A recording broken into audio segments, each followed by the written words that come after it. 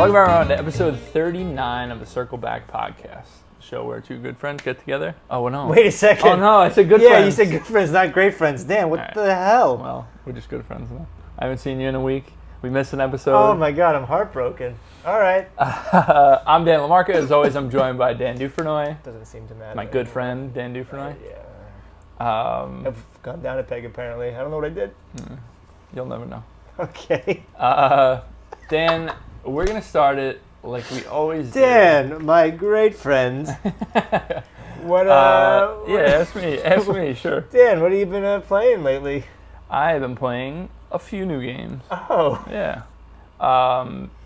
Still playing Dead Cells. Me too. Still loving Dead Cells. I can't get enough of it. It's a hell of a game. It's a great game. I feel like that's just like one of those, like, I don't know. You just say something positive about it, I say something positive about it, and that's the conversation. Like yeah, just like that's it. It's a masterpiece. It's a swell game. No, I really, the more I play Dead Cells, the more I like it. There are weapons in here that I've been getting that are, like, I never would have expected were in this game. Like, just some crazy stuff. Got to the final boss. Oh, good for you. I lost, though. And it was a really good run. Cool to see, though. You know, I haven't seen the final boss before. But, yeah, really absolutely loving the game. And it's a perfect game to play, like I'll jump on and play for 20 minutes. That's it, yeah. You know, and be like, all right, I'm going to go play something else. And then tomorrow, play for 20 minutes, play for a half hour, you know, whatever. It's really, honestly perfect for that. You don't have to commit. You don't have to put a ring on it. You can just play a little bit, and then have fun. You know, whenever you have a chance, and then that's it. Go your separate ways. But there are a couple new games that I've been playing, and one of them is Guacamelee 2. Yeah. So Guacamelee 2, the original. So this is from Drinkbox Studios. They worked very closely with Sony in the past. They had a lot of Sony exclusive games, including Guacamelee originally. They were never purchased by Sony or anything like that. And then they put out Guacamelee on Xbox One and a couple other platforms, and now they just kind of put things everywhere. The original Guacamelee, I think, is a really, really great Metroidvania that is like, has a great art style, great music, great like attitude, pretty much. Yeah. Feel of gameplay I really enjoy in that game. Like I just like the game across the board. I think it's a really good game. You know, it's not a game that like I would put at the top of the heap. But it's just so much fun. But it's just a really good game. It's a solid game, definitely. So I was very excited for Guacamelee 2 because I'm like, oh, you know, more of the same sounds great. I think it's suffering from the fact that there are so many Metroidvanias out and about right now because I'm kind of spinning my wheels in it, but I like it because I always thought you like love Guacamelee. I do, but that's why the weird thing about it is like I played all of Hollow Knight last month or whenever, June, July. Played the entire game, you know, instantly one of my favorite games ever. Playing Dead Cells for 20, 30 hours over the last few weeks, and even though this is different, this is like, not procedurally generated, not like, it's kind of a mix of Dead Cells and Hollow Knight, but there's something about it where I'm kind of just fatigued on this type of game. Okay, and I know it's weird to say. I don't blame the game at all. From what I played about 2 hours and have enjoyed it. Like, there's nothing negative I have to say about it. So it's not the game per se, it's just the style that you just kind of weary on. And the thing that's interesting is, I mean, top down, if you don't know what Guacamelee is, it's a 2D side-scrolling Metroidvania, heavy on hard platforming and very melee combat focused.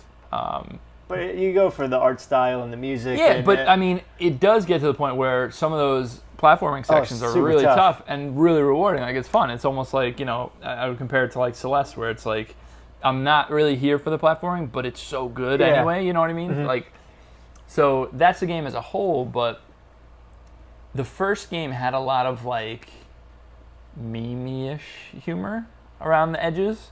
Like, it didn't really focus on that. I think the main story was pretty well written and the characters were good.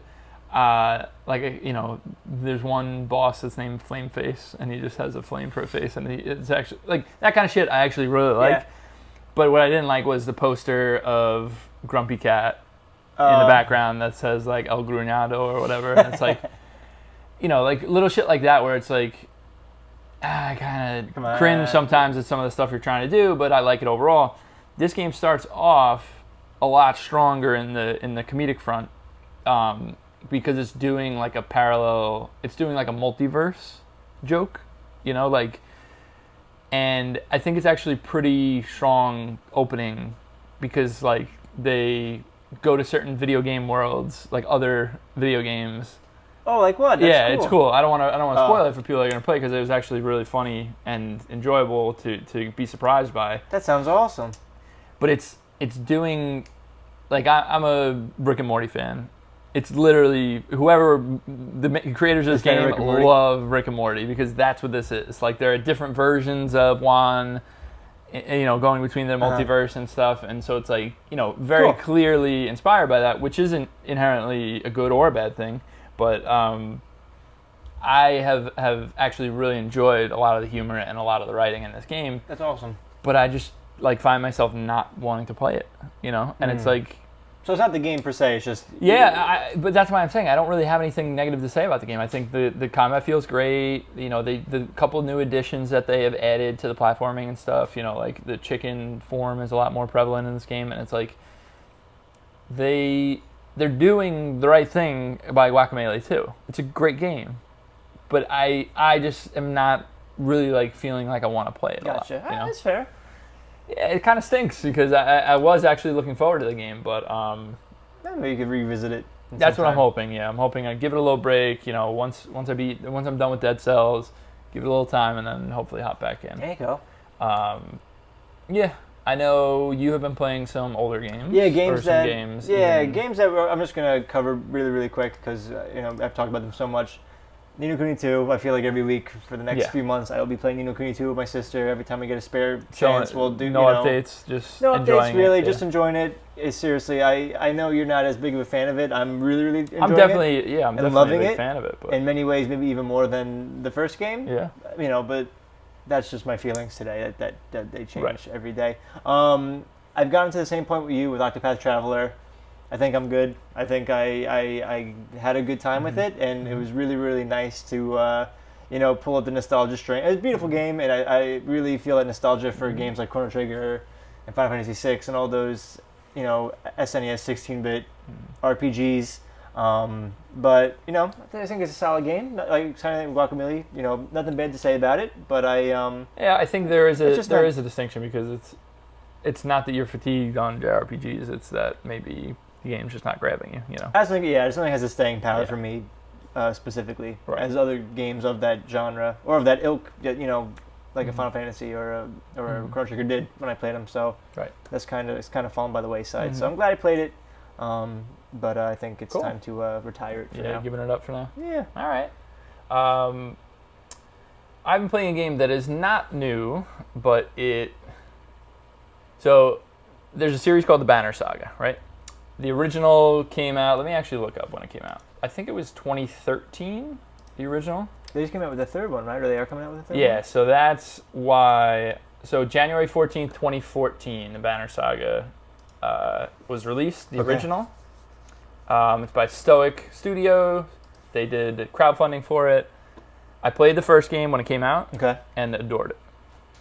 Absolutely love the game. It is a really interesting mix of an Oregon Trail style caravan moving through where random events will happen and you have to make dialogue choices that will determine your fate for the caravan. A lot of really harsh things major characters will die based on decisions you make, actual real ramifications for some of the stuff you're doing. An example will be you'll come across, and this is all in text. It'll say you come across, a tribe of 20 people. They seem to be struggling. You talk to their leader. Their leader says, please, can we just have some food to survive? Whatever. So your options are give them food,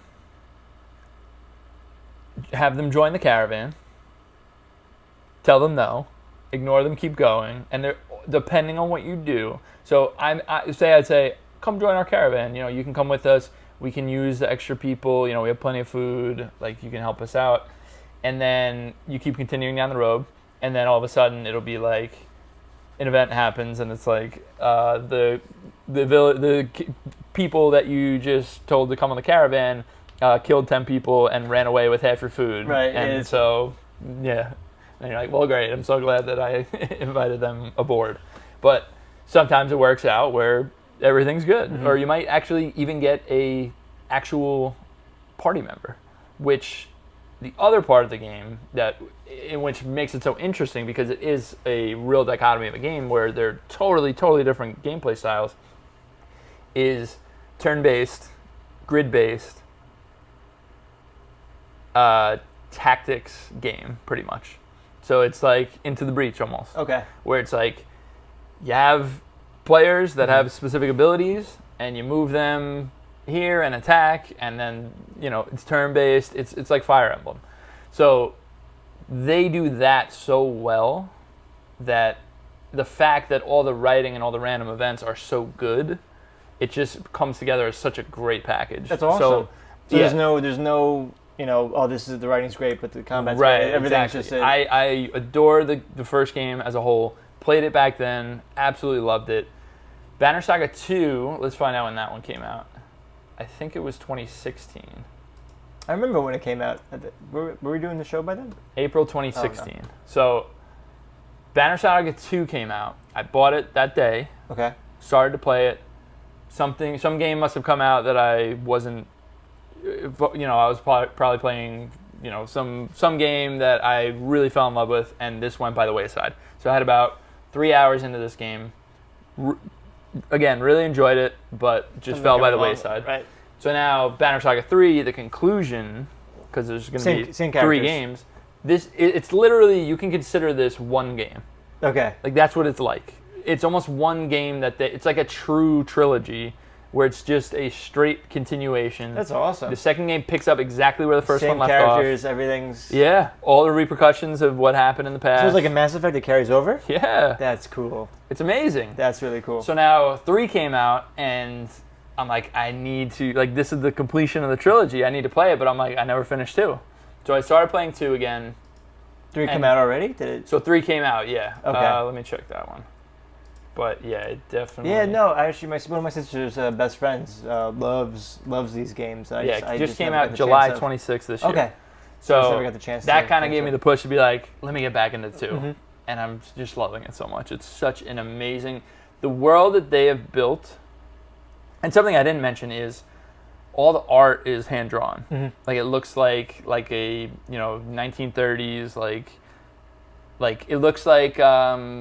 Cinderella or like really old, like well animated, hand drawn stuff. Sleeping Beauty I think is like the main one that people love because it's got all like the dragon and the smoke effects and stuff. But it has that look, which is absolutely gorgeous.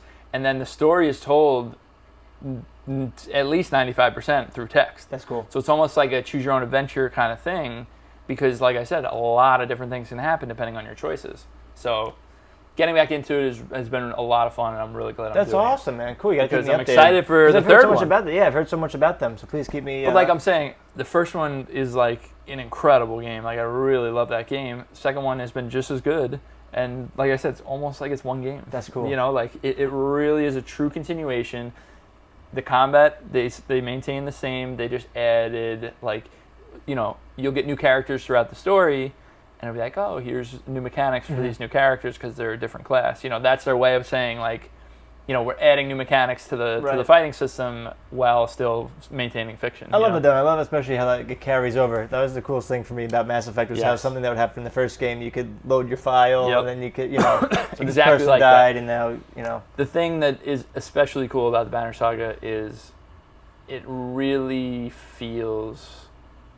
Like, the whole game is, like, very dire and sad. Like, there's a lot of, like, there's really no hope. Like, you're just trudging. It almost is like a Game of Thrones type of thing where it's like, these Impossible characters, odds, is it really going to happen, or are they just going to die in the end? So it's the cool thing is you really feel like the ramifications of your decisions are significant. That's awesome. In Mass Effect, obviously, certain characters die and live at the end of 2, and that affects 3.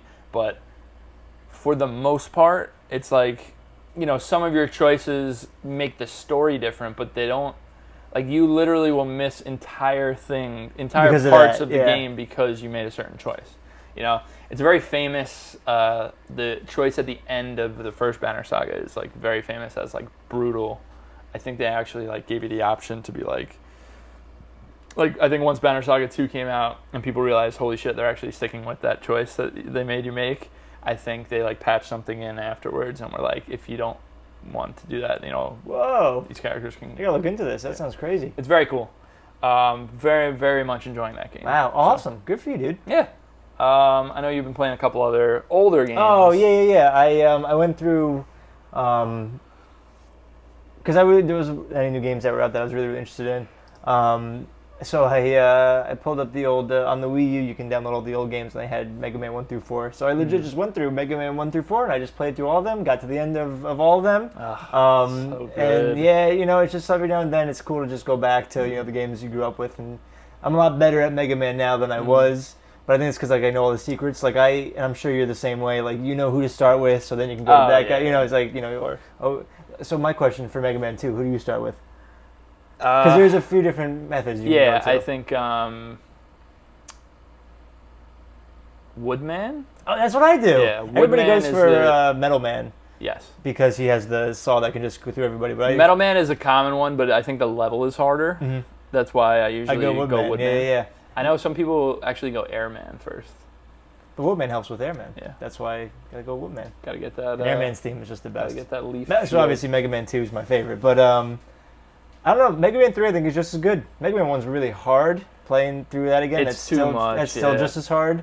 I mean, for me, it's 2 and 3 are like really really great. I like 4 though. 4's good. It's good. And then and that's all I have on the Wii U. We could talk about 5 and 6 and then still if you want. But I'm still still getting some use out of the Wii U. So that was fun to go through them again. Cool. So Mega Man 2, your favorite Mega Man out of the whole series? Yeah. What do you think about 9 and 10? Were you into that? I like them. There's something a little. I think they did as good of a job as anyone could have done. Even with the cool box art, it was amazing. Terrible box art, but they were so faithful and did everything so well. It just wasn't quite. What do you think about October 2nd? I think Mega Man 11. Yeah, not too excited about that. I know it doesn't hold the way that I would have liked them to do it was how they did 9 and 10. But they're doing it more like X, right? Yeah. Well, nothing more like it's like that. The graphics are more like Mighty Number 9-ish. Okay. Yeah, I didn't with like the look same of Mega it. Man character. I wasn't a huge fan of the look of it. Are you still gonna get it though? We'll see. No promises. All right. Last one for you. Yeah, I because catching up. Yeah, next getting ready.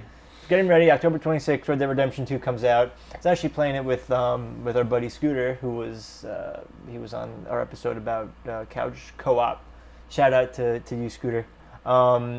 Anyway, so Red Dead Redemption 2 is coming out, and so he's never played the first Red Dead Redemption. I lent it to him 5 years ago, and I never got it back. And I was just like, all right, man, come on, get on this. So he's like, I'm not sure, It's like, all right, I'm going to force you to. So we just legit just went through it. And, it's still one of my favorite games ever. I played it, I forget when it came out. It came out 2011. And I think even on our first episode of this, I think I put this game in my top 10 favorite games of all time. Still one of my favorite games of all time. I played this game and I adored it. I loved it. I thought it was the coolest thing ever. 2010, wow. May 2010. I loved everything about it. I slept and drank Red Dead Redemption. Everybody that was in my circle knew about this game. I was just obsessed with this game. And now playing it again, I still love it just as much. And we played it on his Xbox. And what the Xbox One you can do is, it does it at a higher frame rate, so they change all the graphics of all the Xbox games, so it looks really, really nice. Again, I love it. I love it to death. But I do gotta say though, I don't know why. Maybe I've just lost patience for games. I recognize there's that middle section, that slog, and just that repetitive nature of a lot of the quests. I noticed that more, which kind of made it go down a few notches on my list. Still love it, and the ending is still one of the best endings in video games. But Yeah, it was just an interesting thing I wanted to point out how it was a game that I loved, and then that's totally something that happens all the time. It's like again. You go back to a game that you really, really love, and you're like, holy shit. Like when I went back and played the original Mass Effect, and I had to do the Mako parts again, and I was like, ugh. Yeah. Or certain battles in that game were like so unbalanced. Mm-hmm. Remember there was this one where it was like... Wait, Mass Effect or Red Dead? The original Mass Effect. Mass Effect. Where it was like, you walked into this area, and there were these like creepy looking guys that like stuck to the ceiling, and I remember seeing that cutscene 100 times because it was so brutal, that part. And it's like, God, like one of the best stories in video games ever, but goddamn, it was a slog to play sometimes. Yeah. But with Red Dead particularly, I know what you're saying. There's definitely lulls in that game. Like there's some really high points, and there's some like, let's get going. Still one of my favorite games. Yeah. But so I redid because I lost everything on my phone. Long story, but. So I redid like my favorite video games list, and I think when I first did the list, I think I had Red Dead Redemption. I do like top 50 games, my favorite top 50 games, and I had Red Dead Redemption at like 12 or 13. It's gone down to like, high 20s, 30s. Wow. All right. I think I still love it. And I think we had seen that coming since we did the game of the last 10 years episode or whatever. And it's just, I guess it's weird when you revisit it. It was a little further up the list. But not, I feel like... it's an excellent game. I don't want Nobody's to going to sound deny that. Super pretentious and be like, oh, it's not, but I just don't love it the way that I once did. Doesn't mean I don't love it anymore. Yeah, but that's fair. It's apparently like our friendship. Apparently. Yeah, it used to be great, now it's good. Apparently. Last thing I've been playing... also a new game just came out this past Tuesday, Donut County. I know you've been waiting for this one. I've been excited for this game. You've been waiting for this one. It's a game that was made mostly by one person, Ben Esposito. And it's so good. Yeah? It is so, so good. Basic idea of the game is there's this town in it's in Donut County. I think that's the name of the place. And these raccoons move in. And so the town is made up of regular humans and also human personified animals. So very similar Night in the Woods type of thing, except for there are actually humans coexisting, right? That'd be so cool. So there are... It would. So... It starts out by, hey, these raccoons moved in, and they bought the old donut shop from, this fox that used to sell donuts, and things have been going awry since they moved in. And people at first aren't figuring out what's going on, but you realize whenever they order a donut, it's like an app, it's like an online delivery service. So they order a donut, and the raccoons... This one in particular named BK, who's like the main character, he delivers the donuts through an app. It's like a game that he like plays on his phone, where a little hole in the ground is created, and then it's like reverse Katamari, where like you're having things fall into the hole, and the hole's getting bigger, and then you're just sucking up everything in the area. So he thinks. I don't know, I haven't played the whole game, but I don't know if he thinks that it's just a game or if he knows that it's happening at first, but it's literally creating holes in the world that are having people fall down. So the game starts out with, you controlling this hole and sucking up everything, and then it jumps ahead to like 6 weeks later or something, and it says 999 feet underground. And it's like these, all the town members like around a campfire, like talking and like saying like, how did this happen? Why are we underground? Like, blah, blah, blah. So the whole pitch of the game is it's a silly little puzzly game that doesn't have a lot to the gameplay. It's like, each level has a different little shtick. Like, there's a level with like a lake, and when you suck up too much of the water, your hole fills up, and you need to have this like drinking bird like drink the water, and then you can do it again. So everything's beautifully drawn, like really, really nice art style. The reason that this game is actually so good is because of the writing. The writing is again, I would compare to Night in the Woods. Okay. In the way of it's believable interactions between people, even though it's a silly cartoon. You know what I mean? Is it as good? Because if it's as good as Night in the Woods, So I think the difference between this and Night in the Woods is this is not serious. Okay. In any way, but it has that. So the parts of Night in the Woods that weren't serious, that's what this reminds me of. You know what I mean? Like you smashing light bulbs with Greg and having fun times like that. Like that's what this game really is. And it does it really, really well. And, again, I'm only about halfway through, I think, judging by trophy stuff. But I have a feeling it's not going to take a real serious turn. I think we're going to, we're kind of on the hunt. Like, we're going through each person's experience right now with getting sucked into the hole. And so you're kind of playing through each level as the whole, obviously, but as that, town member getting taken underground. So I think by the end, we're trying to figure out, okay, why are these holes being created? Who's doing this? But you know who's doing it. Well, but they're just like workers Gotcha. in the donut shop. Okay. So it's not like, obviously there must be like a big bad that's doing this on purpose. You know what I mean?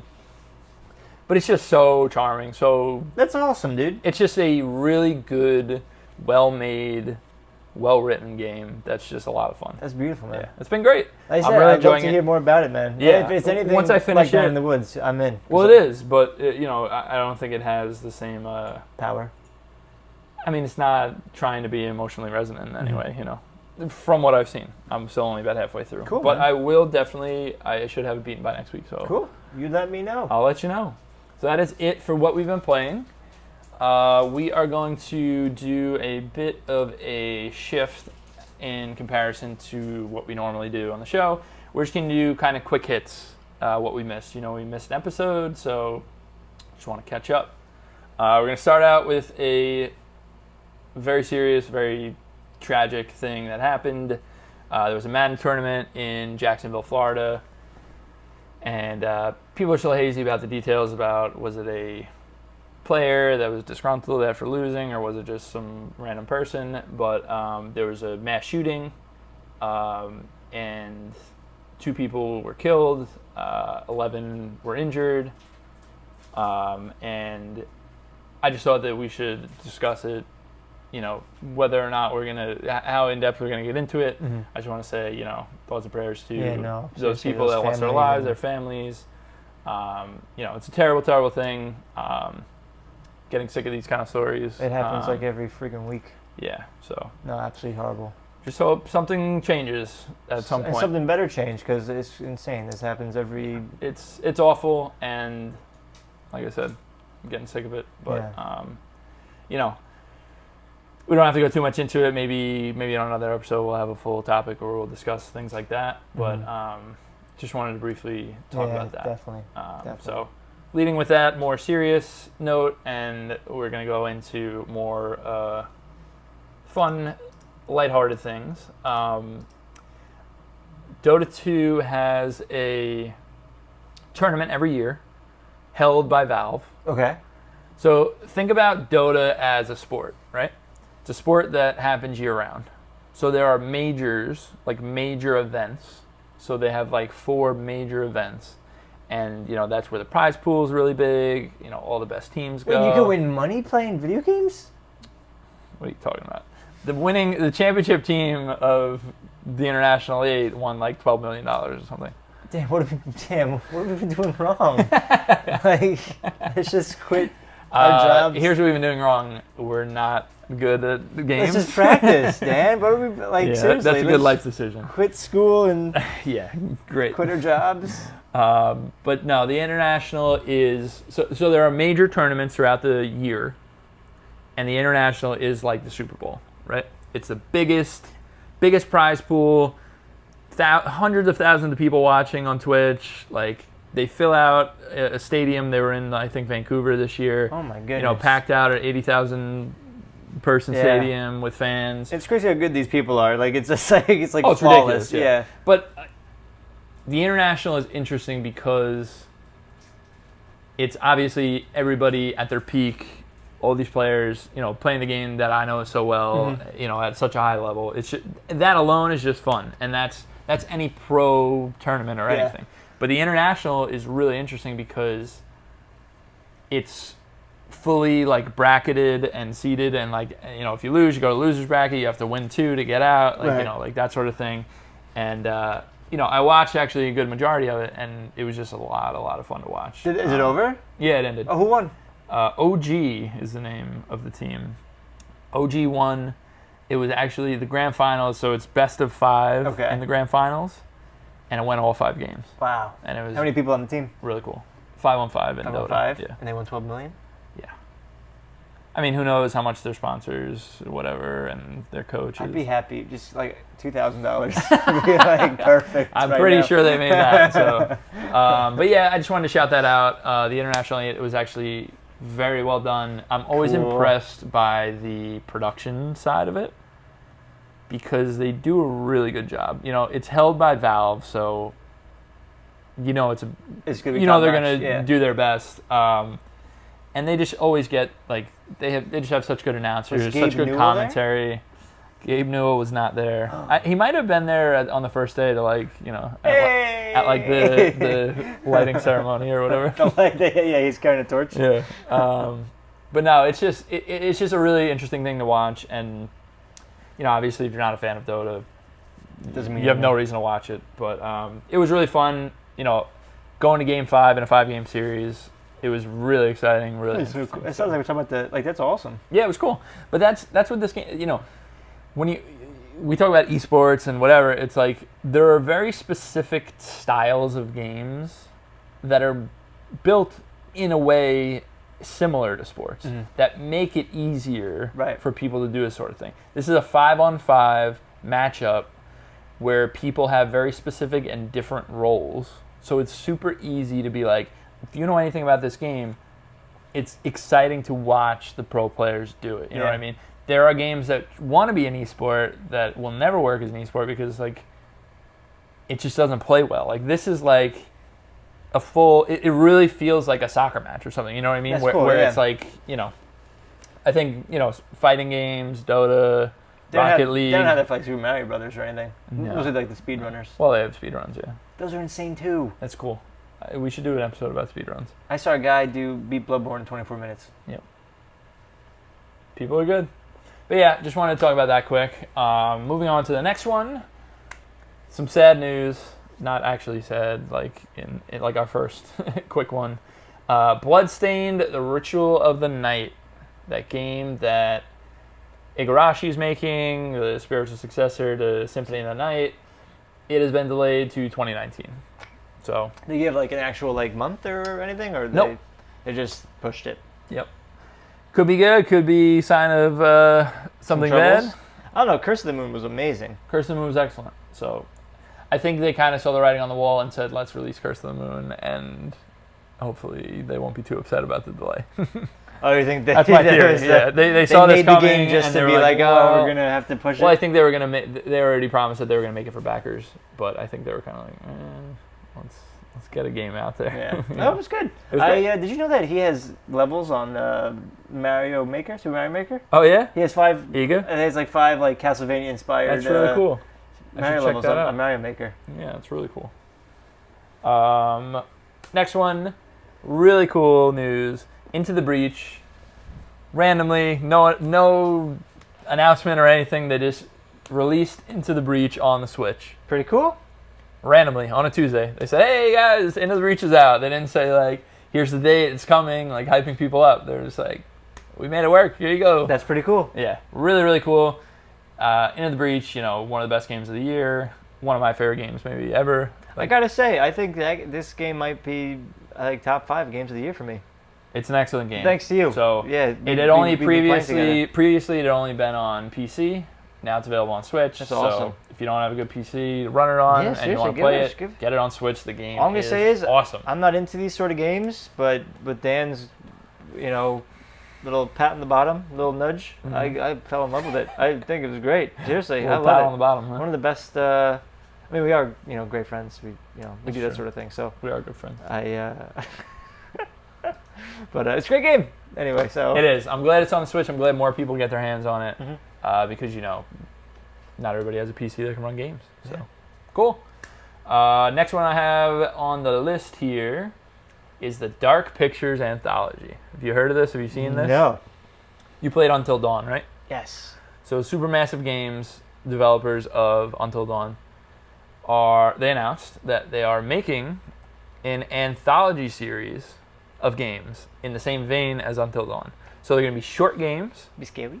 Scary games, of course. They announced the first game of their anthology, The Man of Medan, it's called. And it looks like a underwater horror thing.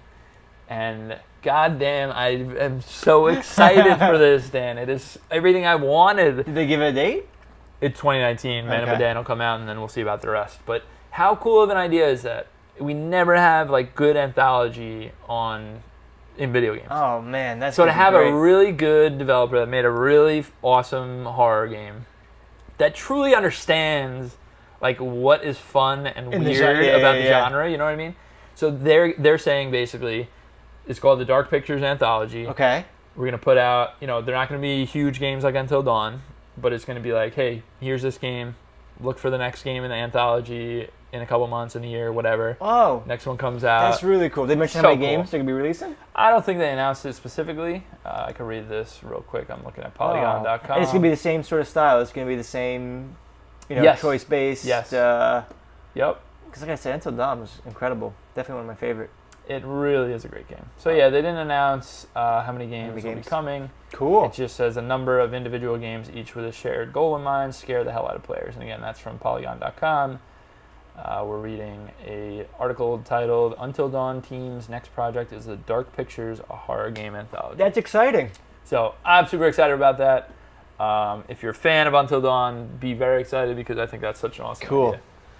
All right, next one on the list. Xbox All Access. Have you heard about this, Dan? No. Fill me in. Regale me. So, Microsoft announced that they're going to have a new program called Xbox All Access, right? So it's a subscription, monthly subscription, that gives you...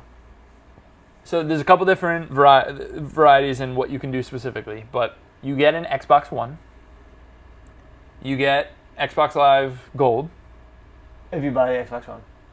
No, listen. Okay. You get Xbox One, either X or S, depending on which program you go for, and you get Live, and you get Game Pass.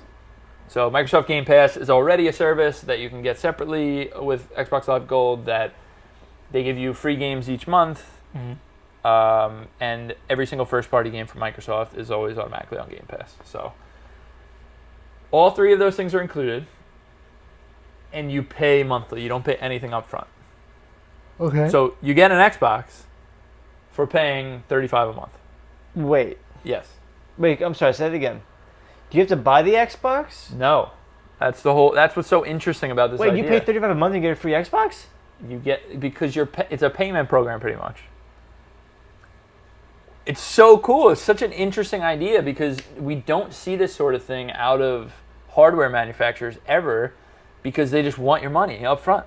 This is literally, you pay, there's a 24-month subscription period. Okay. You pay $35 a month. $35 a month. You get Gold, you get Game Pass, and you get an Xbox.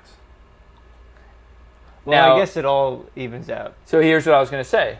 The thing that's so cool about it is usually with payment programs and things like that, you end up paying a lot more for the convenience of not paying a huge amount up front. That's anything in this capitalist world that we live in. This literally is, and again, we're looking at numbers here. Again, I'm at Polygon looking at a article that says Xbox All Access subscription offers console, Xbox Live, and Game Pass for monthly fee. So the numbers, let's look at the numbers.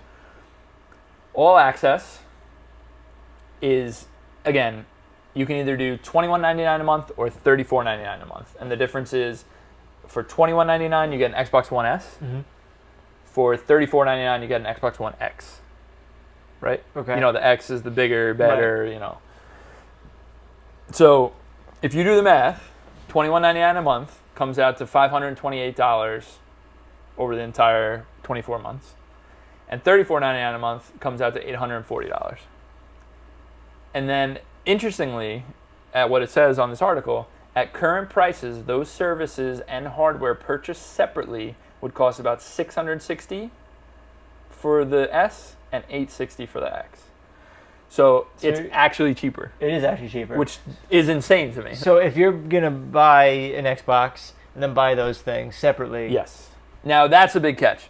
A lot of people own Xboxes, play the games offline, never get Game Pass, never get Live. Mm-hmm. This is not meant for you. Right.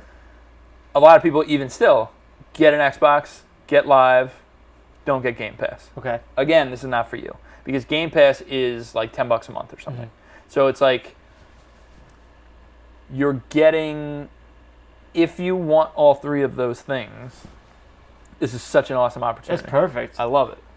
And I'm really impressed with Microsoft for doing something like this. Well, Microsoft's, I feel like lately has been... They really have been the best when it comes to we talked about this consumer-friendly, recently around E3 time when it comes to consumer-friendly business practices. It's just a really cool thing, and I'm always all for any sort of program that allows you to choose different ways to pay. Period. Mm-hmm. Like, even if they were to say, hey, it's going to cost you an extra $100 over the 24 months. Hey, some people don't have $600. Right. But they might have $35 a month. Mm-hmm.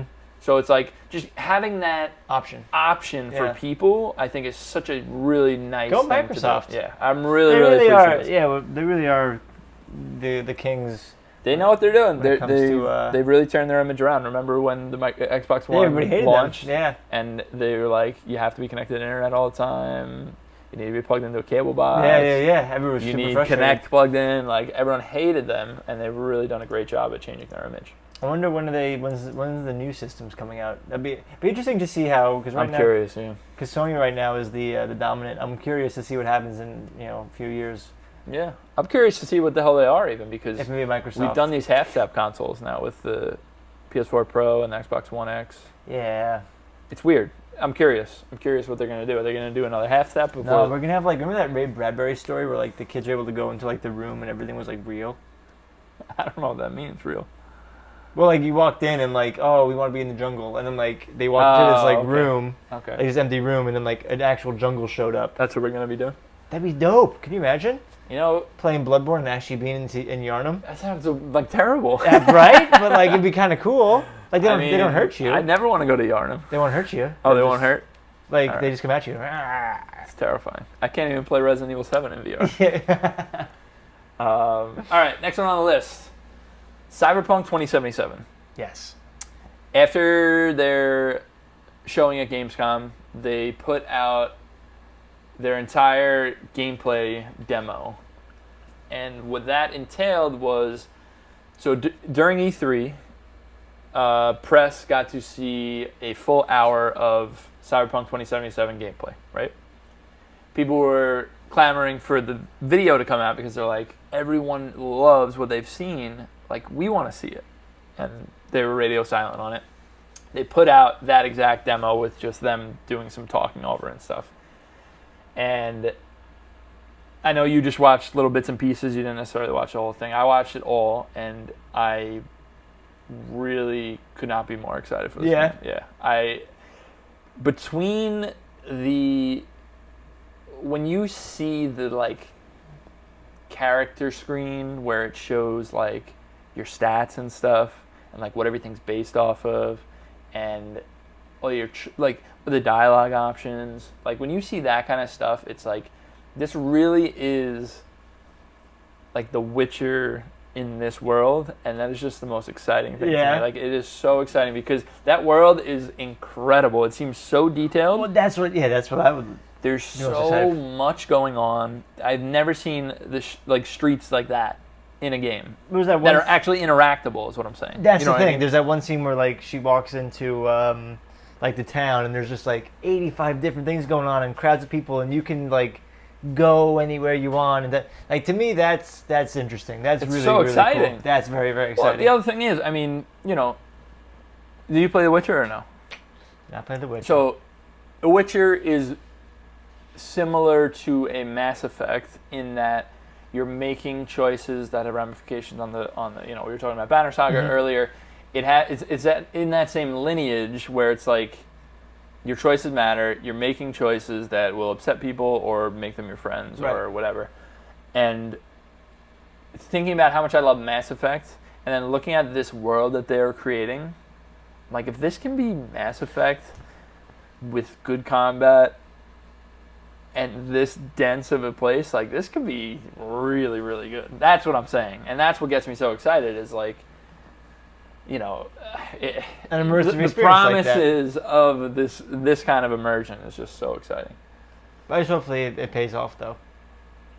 I think at the very least we get a great game. Like, there you go. I just can't see. I can't see it being.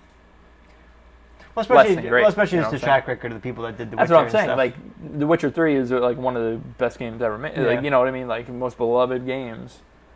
Like, what are they going to do? All of a sudden they're going to forget how to make great games? I don't think so.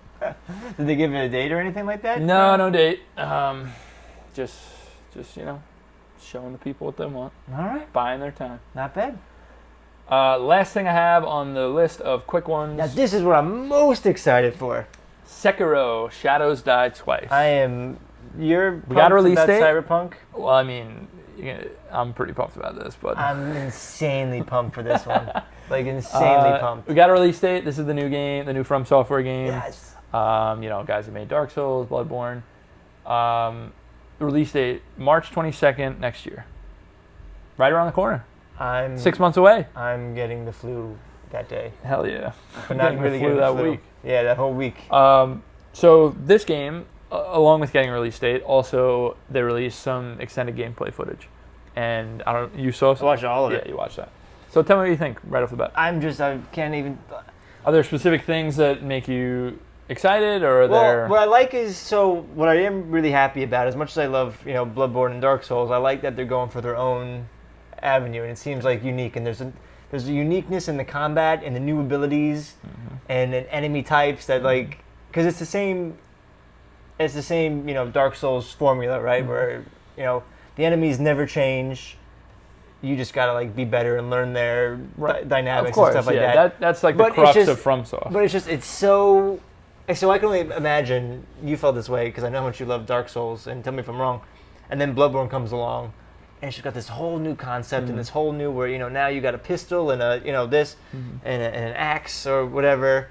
Now this is doing that again. It's just adding all these new elements with the same. I'm so unbelievably excited for this. I can't wait. I'm really excited. The one thing in particular that I'm very excited about is the mobility and the hook shot looking thing. That looks so cool. It just looks crazy. When you see, I remember trying to pause it on that spot, but he hooks and goes up in the air, and you see all the green dots. I'm like, you can hook onto all those spots? That's so cool. Crazy. It's very exciting. And that adds for cool enemy encounters too. I'm curious how you be able to maneuver that hook shot just to be able to get around and. It's so cool. I love the idea that they're actually making. So it's less of an RPG now. You're not. This is we saw a little bit of it in the footage, but I also reading articles of people that got hands on. It's the prosthetic items, right? Those are kind of the only changes that you can have. You're not. There's no you're not leveling up, per se. It doesn't seem like it, and I might be wrong on that, but it seems more like the game knows in a way. The thing about Dark Souls and how open it is, and how you can have any weapon at any time because you could have went into this area, ran in, grabbed it, and got out, right? This game seems like they're able to build the world around you more like a linear game, which is, a scary thought for some people that love FromSoft because they love that you can do things in different orders and stuff. But it's interesting to me because I'm like, now they're able to say, for this boss, you will have this prosthetic item. So it's incorporated into the boss fight. Yeah. You know what I mean? It's almost like a Zelda type thing, where it's that's just so exciting for me to see.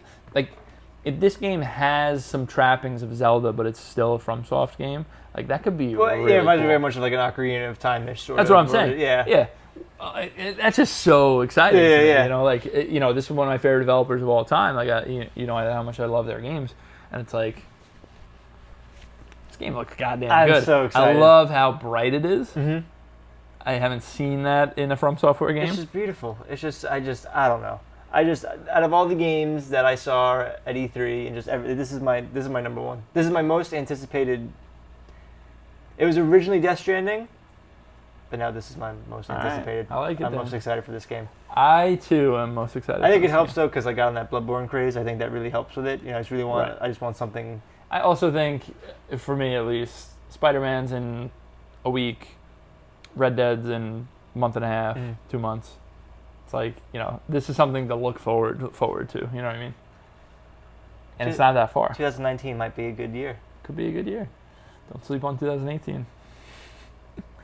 All right, with that, I think we are going to end the podcast. Thank you guys so much for joining us. Thank you. Shelby, thank you as well. Yes, thank you, Shelby White. As always, Dan, thank you for being here. Thank you for having me. My good friend Dan. And you guys can catch us every Monday, except for last week when we missed a week. Every Monday, 9 a.m. Go to YouTube, Circle Back Gaming. See, it doesn't even feel like we missed a week. We're back here. Well, the only thing that we missed, apparently, that was the worst thing for our friendship, but that's okay. Happens. I mean, I guess so. Peace. I'm out of here. I gotta get out. What was that? I'm storming out of here. Adios.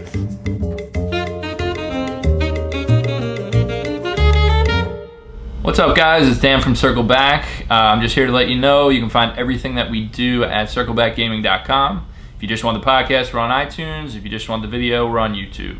So catch us either place. Thanks.